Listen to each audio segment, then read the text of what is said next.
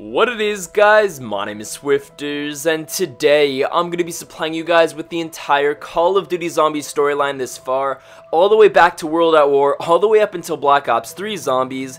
And the reason why I'm making this video is because I have seen a ton of comments on my videos asking me to make this video. On top of that, I have seen multiple tweets and multiple other comments on other YouTubers' videos asking them to make this video, so I thought that I'd take it upon myself and do the entire Zombies community and the entire Call of Duty community a favor by making this video, because like I said, a ton of people are extremely curious as to exactly how the zombie storyline has played out and exactly how we've got from World at War all the way up until Black Ops 3. So I hope you guys do go on to enjoy today's video, and if you do, please be sure to leave a like down below and also subscribe so you never miss a future video uploaded here on my channel. Now, the way that I'm going to be telling the storyline may not be 100% accurate to the way that you guys perceive it, which is completely fine. There are multiple theories and ideas circling throughout the community, so if you guys have any additional information regarding the storyline that I'm about to supply you guys, or any other theories about it, please be sure to let me know down in the comment section below, because this is a community effort. We're all working together to uncover all of the secrets within the zombie storyline. So like I said, let me know your thoughts about this topic down in the comment section below. And with all of that out of the way, sit back, relax, and enjoy the zombie storyline all the way from World at War up until Black Ops 3. So firstly, we have our unknown timeline, and this is going to start out with Eddie and Samantha Maxis under the care of Samantha's father, Dr. Ludwig Maxis, play the game Zombies casually. Edward argues that the zombies' eyes should be blue and says that Samantha doesn't know how to play right. When Dr. Maxis tells them to lock the windows and go into the basement, Samantha tells Eddie that he can make the rules next time, a reference to Eddie's excitement when he becomes the announcer. And then Eddie says, "I wish the heroes in our stories were real, Sam." Then Samantha replies, "Don't worry, my father has a plan." The cutscene is revealed if the player completes Little Lost Girl in the map Origins. It is currently unknown what this scene means for the main storyline.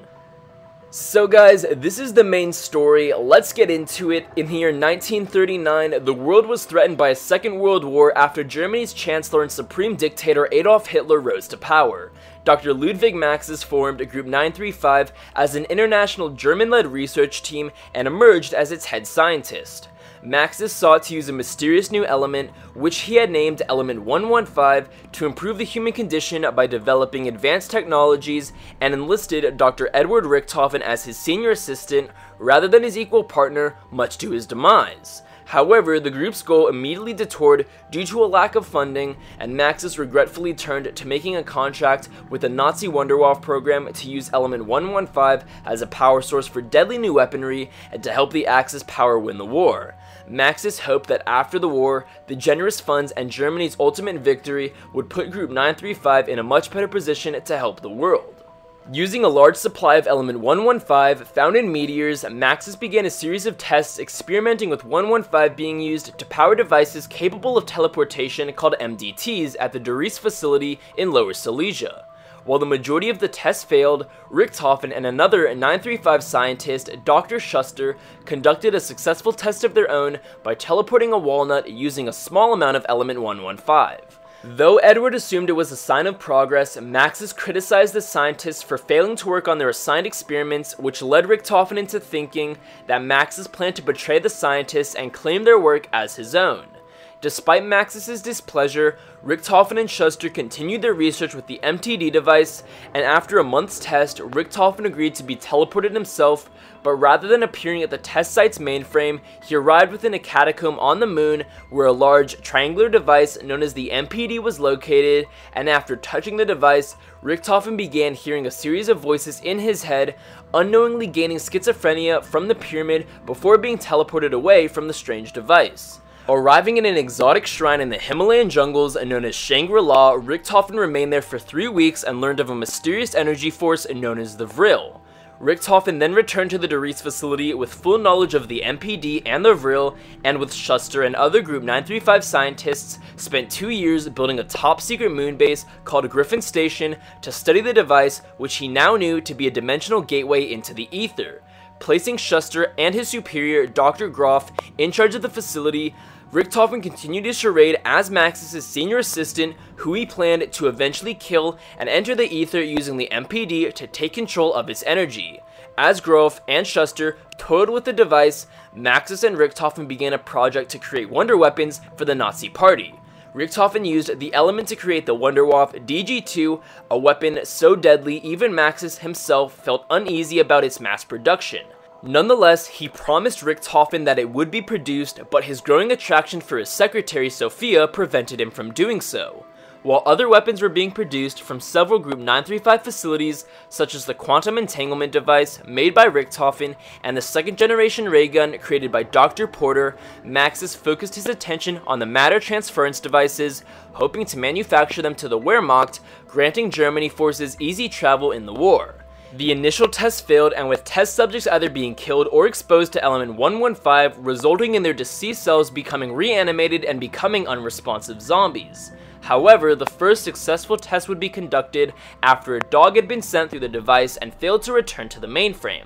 While Maxis believed the MDT experiments to be failures, the Reich saw the creation of the zombies as another advantage in the war, forcing Maxis to control the zombies. During the unsuccessful attempts to control the zombies, Richthofen traveled to a Siberian Group 935 outpost to experiment with 115 on living test subjects, hoping to produce a serum capable of rendering the human mind responsive to commands from another. Using POWs from the war, Richthofen used Red Army Sergeant Nikolai Belinsky, Imperial Army Captain Takeo Masaki, and an unknown Mexican as subjects in these seats. Through the process, their memories were erased and the Mexican was killed, forcing Richthofen to request a replacement test subject after an American OSS spy, Dr. Peter McCain, who was inserted into Group 935 to report all ongoing experiments to his handlers at the Nevada base, was compromised at the 935 facility at the Wittanu Sanatorium in Pachau, Berlin. A Marine recon team was sent to evacuate him. The team, led by Tank Dempsey, found the site infested with the undead and their extraction plan quickly failed. With Dempsey being the only survivor and Richthofen's newest test subject, Peter was parachuted into the Rising Sun facility where he was killed upon his landing, and then another recon team was sent to an airfield in an attempt to rescue the site from the zombies that were populated there. Richthofen became suspicious of other OSS operatives in the organization, with Dr. Harvey Yenna being one of his suspects. Yenna was also present at the Siberian site, developing the scavenger sniper rifle. Nonetheless, Richthofen continued his work with element 115, which yielded interesting results with each test subject. Dempsey acquired severe anger management issues, Belinsky became functionless without some form of alcohol substance, and Masaki's mind was broken with him only speaking Japanese proverbs. As this research by Richthofen continued, Dr. Groff and Dr. Schuster developed the wave gun and turned their attention to the MPD.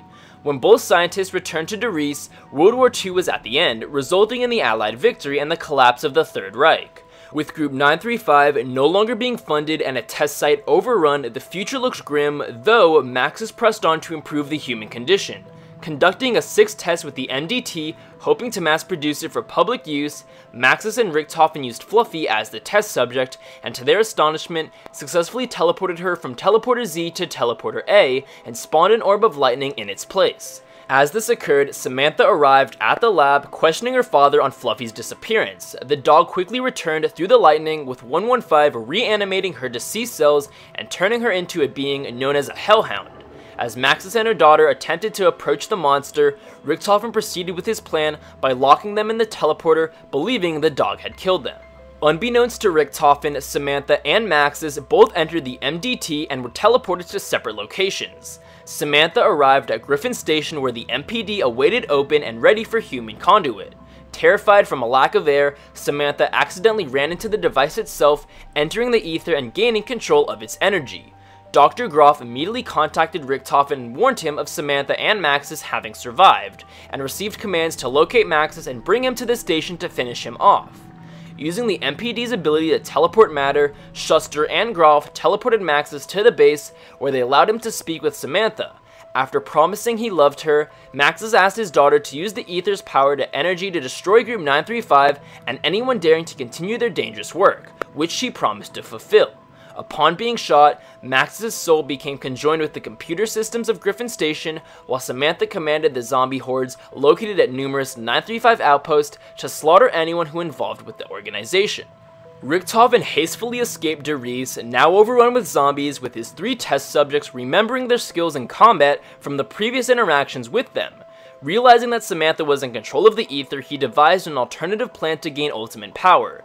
Use a vril generating device and sufficient supply of 115 to bend life force itself, allowing him to switch his soul with Samantha and enter the ether as an all-power being. After arriving at the Rising Sun facility to locate a supply of the element, Richtofen discovered the site to be populated by zombies, forcing him and his allies to fend off the hordes. Due to a possibility of being overwhelmed, the four abandoned the site and returned to Derice, where Richtofen hoped to use the MTD prototype to arrive at Griffin Station in the same fashion as Samantha to possibly enter the ether in another fashion. After the MDT was shot with the WAW DG2 charge, it overloaded and ripped through the space and time continuum, sending the group into the future to an abandoned theater in Germany. After disappearing from the Derice, a Russian and American standoff took place as both forces wanted to salvage the work of Group 935 for the benefit of their own countries, followed by a massacre of the zombie population there. Sometime prior to the character's arrival at the Soviet Cosmodrome, the Russian scientist Yuri Zivkovsky was transferred from Project Mercury to work on sending monkeys into space, much to his dismay. His transfer was caused by his superior, Gersh, who he holds a grudge against after the relieving of his duty from Project Mercury. As Gersh is working on Project Mercury, his staff is working on Project Thunder. Yuri notices a teddy bear and Matryoshka dolls and wonders how a child could be led into the station. The child, Samantha, then slowly drives Yuri insane. Yuri, in his state of insanity, finishes the Gersh device and has Gersh activated, letting in the zombies and trapping Gersh. Yuri presumably dies. After the events of Kinder der Toten, the main characters somehow reach the abandoned Soviet Cosmodrome. The characters then hear Gersh, who tells them that the mechanism must be repaired. He is referring to the Casimir mechanism, which must be repaired by completing different tasks. After all of the tasks are completed and the mechanism is repaired, Gersh is freed, leaving Samantha free to be ridden of the ether.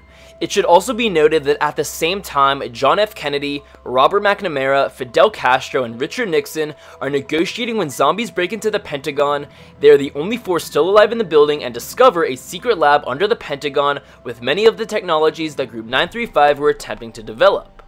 As they continue fighting, Dempsey and Takio slowly begin to regain their memory. Takio is the first to remember and remarks to himself that someday, when the group is finished fighting zombies, Richtofen will get what he deserves. Dempsey, on the other hand, is slowly making progress as he remembers that he'd seen Richtofen before being captured. Takio notes his shifting memories and believes Dempsey is finally remembering what Richtofen did to him. Now, taking a small trip into modern-day 2011, George A. Romero stumbled upon Group 935's research while making a World War II film. He and the cast took a ship out to the now-abandoned lab in Siberia. After he and the movie's crew were zombified by the remains of the ship's crew, only 4 of the main actors of the crew, Sarah Michelle Gellar, Robert Ingold, Danny Trejo, and Michael Rooker, remained alive. After the Casimir mechanism was completed in Ascension, it overloaded the teleporter and sent the original characters to a Group 935 facility in Siberia where they were trapped behind a locked door. Richtofen then asked the celebrities to help him obtain the Golden Rod, which they did. Richtofen thanks the group by giving them the WAW DG2 to help them fight the zombies. It is unknown what becomes of the celebrities after helping the group escape to Shangri-La, though sometimes later, Romero was interviewed where he recounted his story of how he found the research and how he came to making the film. Shangri-La, a temple that was once a mining facility for element 115, however, does not live up to its name, as its inhabitants have all been zombified before the group's arrival. Richtofen now states that this was the last step to controlling the world before he is teleported there. Prior to the group's arrival at Shangri-La, 2 explorers, Brock and Gary, went on an expedition to prove their theories on Agartha. Brock later figures out that the temple wasn't built by an ancient civilization, but rather by people in the modern era interpreting it. After investigating the temple, the pair accidentally activated the temple's time travel and died in the resulting zombie attack. The group travels back in time and helps the pair survive. When the group finally creates the focusing stone and places it on the altar with Richtofen's name on it, the 2 explorers are then sent back to the moment they discover the temple, indicating that they're stuck in a never-ending loop. Now in possession of both the Golden Rod and the Focusing Stone, Richtofen believes he can control the zombies. The group then travels to Area 51 so they can get to the moon via a teleporter to Griffin Station. When the group reaches Area 51, it is already overrun. Due to the element 115 on the moon, astronauts and scientists sent there have been zombified before the group's arrival. Richtofen then instructs the group to complete the MPD, and when the device is completed, it opens up to reveal Samantha Maxis, who is suspended in the air. As it turns out, the device acts like a prison and keeps her cryogenically frozen so she can be used to control the zombies. Richtofen then goes to a terminal to power up the golden rod and the focusing stone, which he fuses together. However, he encounters Dr. Maxis inside the terminal, who tries to stop him. Richtofen then switches souls with Samantha to gain control of the zombies. Richtofen finally thinks everything has gone his way until Takio, Dempsey, and Nikolai decide to stop him. Dr. Maxis, sensing Richtofen's betrayal, prepared a backup plan in case Richtofen got this far. The group then launches 3 missiles located on the moon, one of which impacts the nuclear testing site, destroying the Earth's ozone layer in the hopes that it will sever the link between the ether, thereby greatly lessening the damage Richtofen could cause. Unfortunately, the calculations were made in haste, resulting in catastrophic destruction. The missile launch leaves the Earth a post-apocalyptic crumbling wasteland littered with undead hordes as civilization begins to collapse. As survivors begin to band together to form small human communities and shelters to protect themselves from the now global undead threat, Maxis realizes the failure of his original plans due to hasty calculations and begins contacting survivors to help them with his plan B, to activate global polarization devices and open a gateway to the ether, where he would overpower Richtofen and use his energy to heal the Earth. To complete his plans, Maxis began using electronic devices on Earth to communicate with survivors. Unbeknownst to his followers, Maxis planned to commandeer the ether's energy for his own use to open the gateway to Agartha, which would ultimately destroy the Earth and its people. Richtofen, unsatisfied with his limited power to the undead, planned to activate these polarization devices as well, which would grant him further manipulation of both zombies and humans and mend the rift. A direct gateway to Agartha that would eternally damn the soul of Samantha Maxis. Limited to communication with only those capable of hearing the voices of the ether, Richtofen began his own plight and quest for unlimited power. Meanwhile, a group of radiation scientists investigate the ruins of a former nuclear test site in Nevada when the undead begin to attack. Only one person, Marlton Johnson, survives. Meanwhile, Marlton Johnson emerges as the only sole survivor of the events in the nuclear test site and meets Abigail Misty Briarton in an abandoned town, where they find 2 more survivors, Russman and Samuel J. Stuhlinger, who have commandeered a robotic bus that they have used for transport. There, the 4 survivors are contacted by Maxis, who reveals the town is the location of a polarization device required for his plans. At the same time, Richtofen contacts Samuel, who has previously eaten zombie flesh, resulting in him being able to hear Richtofen instructing him to foil Maxis' plans by activating the tower in his favor, beginning the race of power between the Germans. Then, the group is teleported by Richtofen to a skyscraper in the crumbled city of Shanghai, China. Maxis regains contact, hoping to gain control of the second tower located there, while Richtofen blackmailed Samuel into helping him acquire the device's power as well, threatening to reveal to his allies his secrets. Every time the group fails to carry out the objective and is killed by the zombie horde, Richtofen would use his power to bring them back with no memories of having been killed before. Once the second polarization device has been activated by either of the Germans, the group manages to escape the building that they were trapped in. Eventually, the group makes it out of the crumbling city of Shanghai and begins a journey through the remains of Europe and Africa to reach the Rift, hoping to find answers about the unseen forces commanding them. In southern Angola, the group finds a western town buried underground near the Rift. Maxis once again contacts his allies, imploring them to activate the last tower in his favor.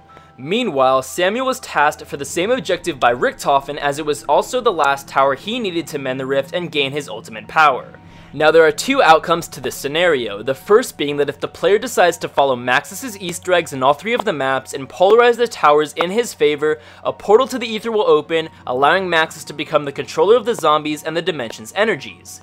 He will then proceed with his plans to open Agartha, revealing himself to be just as evil as Richtofen and announcing that in the process he will destroy the Earth and its surviving inhabitants. Also, Maxis will reunite himself with his daughter Samantha after returning Richtofen to the physical world spawned in as a blue-eyed zombie. Now, the second outcome to this scenario is that if the players decide to follow Richtofen's Easter egg in all 3 of the maps and polarize the towers in Richtofen's favor, the rift will be mended, eternally damning Samantha to Agartha and allowing Richtofen to retrieve full manipulation of the ether's energies.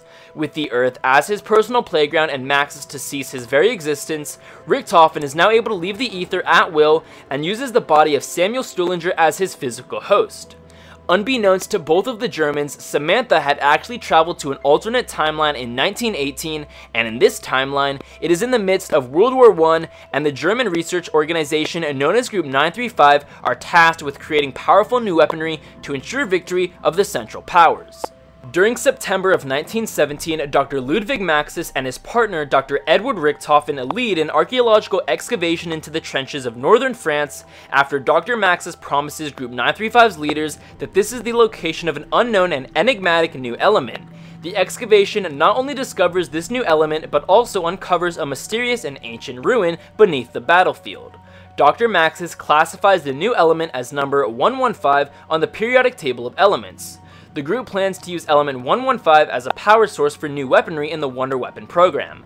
At the excavation site, Group 935 installs a series of conversion generators that utilize element 115 to create localized energy fields. To their surprise, the energy fields act as portals and begin to materialize the advanced machinery of indeterminate origin, leading Maxis to surmise that the conversion of element 115 is somehow capable of creating a crease or tear in space and time. As the excavation continues, Group 935 discovers more wonders such as an ancient box capable of delivering weapons from various time periods, further confirming Maxis' suspicion that element 115 has time-altering properties. Dr. Richthofen takes part in the creation of at least 4 giant mechanical humanoids whose creation is only possible due to the use of element 115 as a power source. Group 935 planned to deliver these to the German army for use in battle. It is only at this time that Richthofen notices Maxis start to show signs of paranoia and mental psychosis. The symptoms worsen as Maxis begins to hear voices of Samantha, who claims not only to be his daughter but also that she is trapped in a realm known as Agartha and needs his help to escape. Due to Samantha's constant interference with their work, Richthofen fears for his friend Maxis' safety and grows to despise Samantha. Meanwhile, the excavation in northern France unearths a sealed main chamber within the ancient ruins. All attempts to open this chamber are unsuccessful until purely by chance, one of the workers steps up a gramophone for entertainment. When the gramophone begins to play music, the chamber seal opens, revealing cryptic writing on the wall. Maxis studies the writing and learns of an ancient race and their ability to create powerful devices such as an amplification rod and elemental stones. According to the writing, the amplification rod is capable of harnessing energy from the elemental stones. The excavation group had found neither the rod nor the stones, so Maxis instructs Richthofen to create 4 replica rods or elemental staffs while continuing to search for the original devices. When presenting the idea, Richthofen began to question Maxis' actions, believing the amplification rod to be only a myth. Convinced of his insanity, he planned to report his mental instability to Group 935's leaders, while Samantha began to communicate more frequently with Maxis, now attempting to convince him of her being his future daughter. One night, as a team of soldiers were installing more generators, they reported seeing strange and ancient figures emerging from the mound and finding many of the men dead or missing by morning.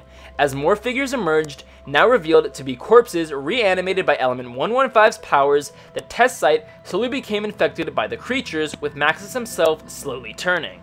The reports of the creatures provoked the United States to send Tank Dempsey to the test site to investigate the group's work and acquire Dr. Richthofen as an HVT.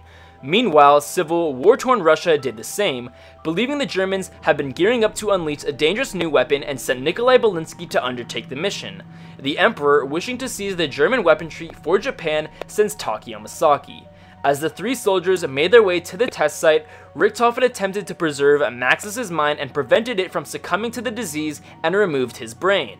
Eventually, the 4 heroes meet and agree to put aside their country's allegiances to band together and survive the zombie attack in Group 935's mechanical robots while being contacted by Samantha in the midst of battle, begging to be released from Agartha. While Tank, Nikolai, and Takeo agree to help, Richthofen focused on creating a makeshift quadrotor drone using Maxis' brain, allowing him to live temporarily until a human body could be provided. The 4 are able to open a portal to Agartha beneath the ruins, allowing Maxis to meet his future daughter and Samantha to be freed from controlling the zombies. The zombie outbreak was contained. After the 4 heroes are teleported to Agartha to meet Samantha, they learn from her what had happened in her timeline. Later, Dempsey, Nikolai, and Takeo are somehow teleported to the Doris facility in the original timeline only moments after Edward Richthofen trapped Maxis and Samantha inside of a teleporter with Fluffy.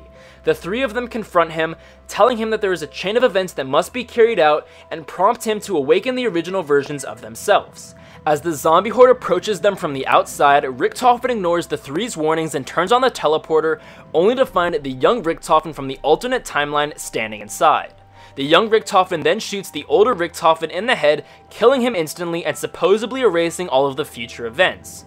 While the group expresses disappointment in Richtofen for tampering with history, he defends his action, believing that what he does will be to secure a better future. However, by the time Samantha was already in the MPD and began controlling the zombies, thus making it too late to prevent the infection. So guys, that is currently where we are in the original zombie storyline, the main storyline from World at War all the way up into Black Ops 3. Guys, this is some super exciting information. I hope you guys did find this storyline informational video extremely enjoyable, but a couple things that I forgot to mention was the Mob of the Dead storyline and how that ties into Shadows of Evil, and I will get into that right now. So going to Mob of the Dead, during the 1920s Prohibition era America, mob boss Salvador De Luca built a large empire from gambling, prostitution, and the distribution of alcohol. Sal was eventually arrested by the police along with fellow mobsters Billy Handsome, Michael, Finn O'Leary, and Albert the Weasel Arlington. They were all imprisoned on Alcatraz Island where they were to serve hefty sentences. Arlington, however, devised a plan to escape the island on a makeshift aircraft designed by himself. He somehow convinced Sal, Billy, and Finn to participate in the escape plan, but soon enough the joint effort between them descended into quarrels and fighting, and after numerous complications, the three mobsters became mean towards Arlington.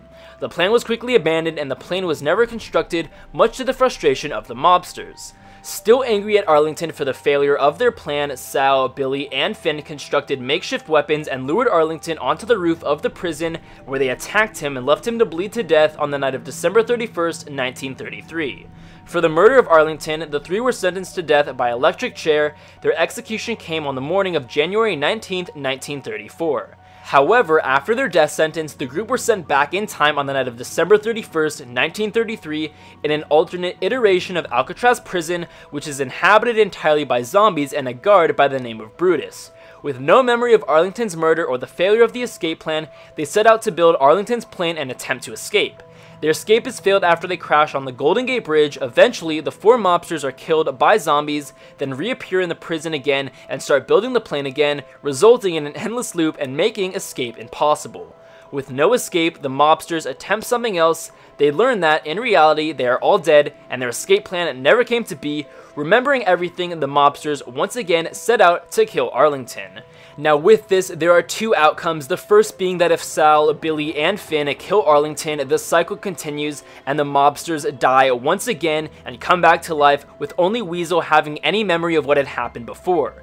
Now the second outcome to this is that if Arlington successfully defeats Sal, Billy, and Finn, the cycle has been broken, leaving Arlington free to escape the bridge as the only mobster left. Now that was the Mob of the Dead storyline, and how that transitions into Shadows of Evil goes. In the 1940s, in a fictional city known as Morgue, there resides four individuals: Nero, Jessica, Jack Vincent, and Floyd Campbell. All of them have committed various sins in their lives. So just out of that, very similar to the Mob of the Dead storyline, all of our four characters in Mob of the Dead were mobsters. They had gang affiliations, they had past misdeeds, and like our Shadows of Evil characters, they had all committed various sins in their lives. Back to Shadows of Evil, Nero grew up in a wealthy family and he soon chose to pursue a career as a magician. He would become a successful one, constantly surrounded by praise and attention, which only fueled his arrogance. This would eventually lead to an accident in which Nero killed his assistant while attempting to perform a knife-throwing trick. Jessica, despite her potential to be a motion picture star, chooses to work as a burlesque dancer in one of Morgue City's finest nightclubs.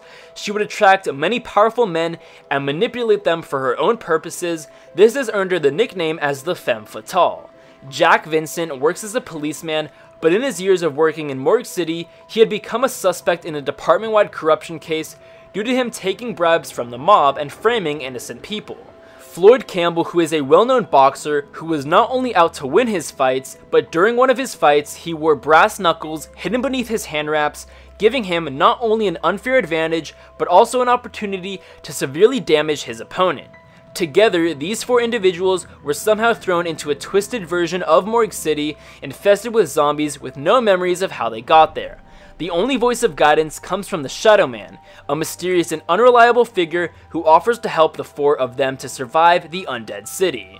So guys, there you have it, the entire Call of Duty Zombies storyline beginning in World at War and coming up to Black Ops 3. So in one sense we have our Mob of the Dead and Shadows of Evil zombie storyline, and it has already been confirmed that Mob of the Dead and Shadows of Evil are connected in some way. Then we have our main storyline, the original Zombies storyline with our original Zombies crew, the older version of that crew, the younger version of that crew. Then we also have our Transit, Die Rise, and Buried crew, and I'm super excited to see how the overall main zombie storyline plays out alongside the Mob of the Dead and the Shadows of Evil storyline, and I cannot wait to see the overlap between those two storylines because I am sure that there is an absolute ton.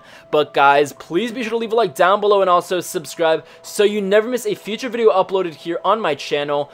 Please share this video on Twitter and with your friends, as a lot of work has gone into today's video amongst the zombies community. So make sure that you guys share this video on Twitter and with your friends, and leave a like and subscribe so you never miss a future video uploaded here on my channel. But I'll catch you guys in the next video, and until next time guys, this has been Swifterrs, I'm out, peace.